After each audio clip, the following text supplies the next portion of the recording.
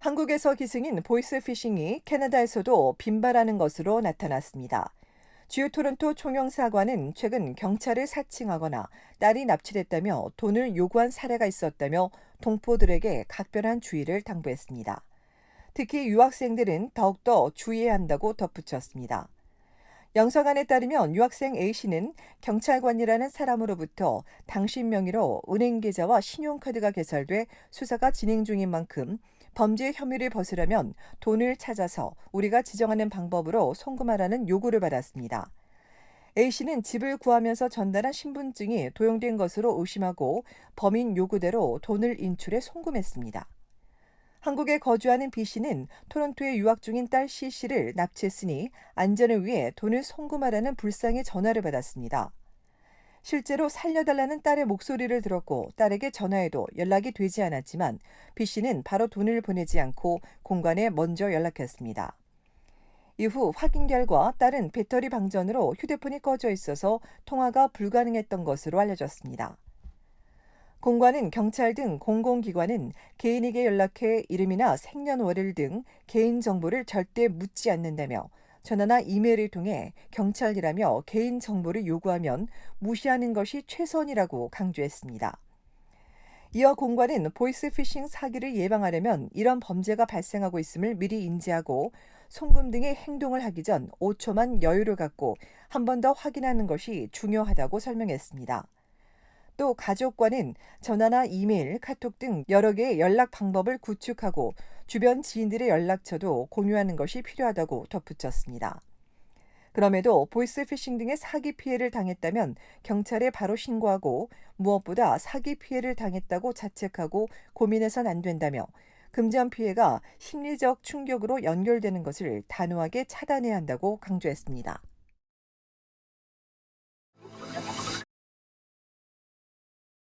캐나다의 국내 총생산 GDP가 4월과 5월에 이어 7월에도 하락했습니다. 오늘 연방통계청이 발표한 바에 따르면 지난 7월의 GDP는 0.1% 줄어들었습니다. 전문가 예상보단 나은 성적입니다. 그럼에도 코로나 팬데믹 이전인 지난해 2월보다는 여전히 2% 낮은 수준이며 특히 숙박 요식업은 이전보다 21.3%, 항공여행은 83% 낮은 수준입니다. 지난 7월에는 3차 대유행 이후 경제가 재개되면서 숙박 및 요식업이 12%, 문화예술 및 레크레이션도 9% 성장했습니다. 자가격리가 면제되면서 항공여행도 67.7% 껑충 뛰었습니다. 하지만 서부 지역을 강타한 폭염과 산불 탓에 농업 분야가 2007년 이래 가장 최악인 5.5%나 감소했고 벌목 산업도 마이너스 3.9%를 기록했으며 유틸리티 4.9%, 제조업과 건설업도 각각 1.1%와 0.9%씩 감소했습니다. 그러나 통계청은 8월에는 0.7% 다시 증가할 것으로 밝은 전망을 내놨습니다. 한편 장바구니 물가가 계속 상승하며 베이컨 가격이 역대 최고가를 찍었습니다. 지난 8월 500g들이 베이컨 가격은 8달러 24센트로 전년 대비 13.81% 오르면서 처음으로 8달러를 넘어섰습니다. 핫도그 소시지도 450g들이 한 팩 가격이 4달러 96센트로 13.5% 올랐습니다. 이외에도 소고기 12.63%, 닭고기는 7.11%, 계란은 6.54% 비싸졌습니다. 이 같은 가격 상승은 대형 산불과 같은 재해와 가뭄 및 파업, 공급망을 해치는 글로벌 코로나 팬데믹이 진행 중이기 때문입니다. 이와는 반대로 당근과 오렌지, 양파 등은 가격이 하락했습니다.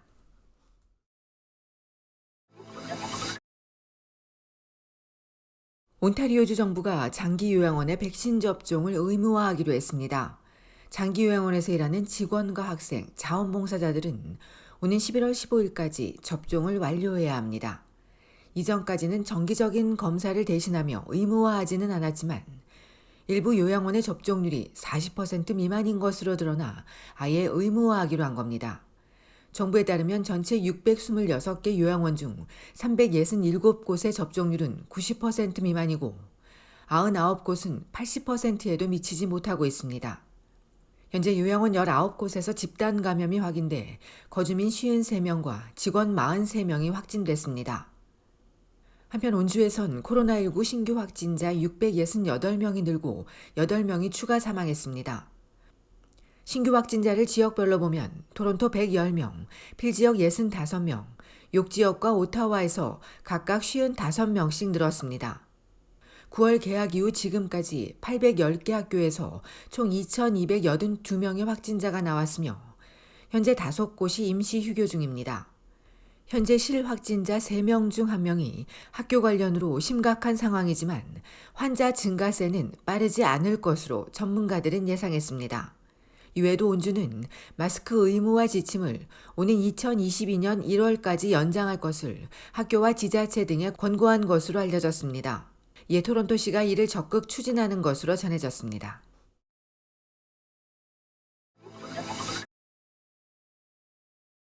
브리티시 컬럼비아주에서는 학생의 마스크 착용 의무화를 전 학년으로 확대해야 한다는 요구가 높아지고 있습니다.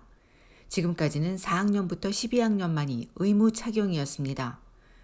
그러나 최근 접종률이 낮은 지역에서 학교 관련 확진자가 증가하고 있고 특히 5세에서 11세 어린이 감염이 늘자 학부모와 교사, 노조 모두가 한 목소리로 마스크 의무화 확대를 촉구하고 있습니다. 이에 밴쿠버 교육청이 제일 먼저 확대 시행을 발표했습니다. 이어 서리와 버나비 교육청이 연이어 마스크 착용을 의무화함에 따라 오는 월요일부터 이들 지역 학생들은 유치원에서부터 12학년까지 모두 마스크를 착용해야 합니다. 버나비 교사협의회는 다른 교육청도 참여하기를 바란다며 주정부가 전학년 마스크 착용 의무화를 도입하면 이렇게 별도로 추진할 필요는 없을 것이라고 지적했습니다. 이런 가운데 지난 9월 30일 BC주의 코로나19 신규 확진자 수는 749명이며 9명이 추가 사망했습니다. 한편 알버타주에서는 9월 30일 코로나19 신규 환자가 1,706명 늘었고 20명이 희생됐습니다.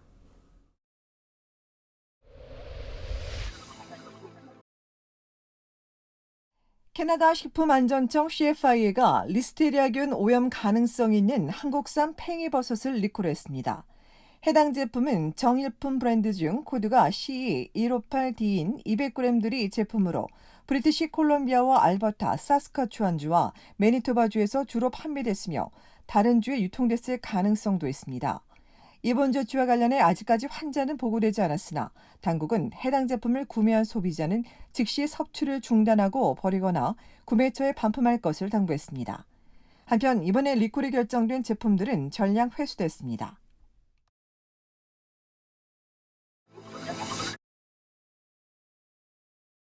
온타리오주 토론토 경찰이 지하철역 성추행범을 공개 수배했습니다. 경찰에 따르면 용의자는 지난 21일 낮 2시 30분쯤 뉴스역 덤밀역에서 피해 여성과 말다툼을 하던 중 자신의 주요 부위를 노출시키며 성추행했습니다. 키 178cm에 몸무게 70kg인 용의자는 깔끔하게 면도를 했으며 범행 당시 후드가 달린 회색 또는 하늘색 재킷에 회색 셔츠와 어두운색 바지, 선글라스를 착용했습니다. 경찰은 이 용의자에 대해 알고 있는 사람들의 적극적인 제보를 요청했습니다.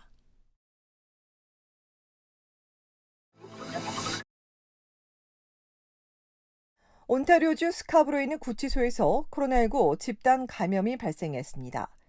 워든 애비뉴와 에글린턴 애비뉴 이스트에 있는 구치소에선 지난 12일 4명을 시작으로 지난주까지 17명으로 늘었고 어제 다시 17명이 추가 확인되면서 총 34명을 기록했습니다. 또 토론토 사우스 구치소와 해밀턴의 웬월스 구치소에서도 각각 1명씩의 확진자가 나왔습니다. 이 밖에도 토론토에 설치된 연방 총선 투표소에서 연이어 감염자가 확인됐습니다. 지난 20일 세인클레어 애비뉴 이스트에 있는 프리스틴 하이즈 초등학교 투표소와 사전 투표가 진행된 11일과 12일 킹스턴 로드 975번지에서 일한 직원 2명이 코로나19에 감염됐습니다. 당국은 해당 일자에 이 두 곳을 방문한 사람들은 의심 증상이 나타나면 즉시 검사받아야 한다고 강조했습니다.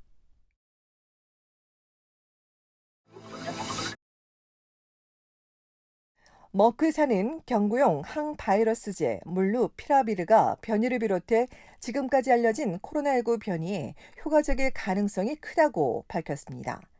코로나 치료제의 선두주자인 머크가 비만이나 당뇨, 심장병 등의 질환이 있는 코로나 확진자 775명을 대상으로 추적한 결과 30일 안에 사망이나 입원할 확률은 치료제를 복용한 그룹이 7.3%인데 반해 위약을 투약한 그룹은 14.1%로 2배 가까이 많았습니다. 이 치료제는 증상이 나타난 지 5일 안에 투약했을 때 그 효과가 절반으로 줄었습니다. 이에 머크사는 조만간 미국 보건당국에 치료제 사용 승인을 요청할 것이라고 밝혔습니다. 이 밖에도 현재 로슈와 파이자가 3상 임상시험을 진행하고 있습니다. 전문가들은 먹는 치료제가 간편하게 복용할 수 있어 코로나의 판도를 바꿀 게임 체인저가 될 것으로 기대했습니다.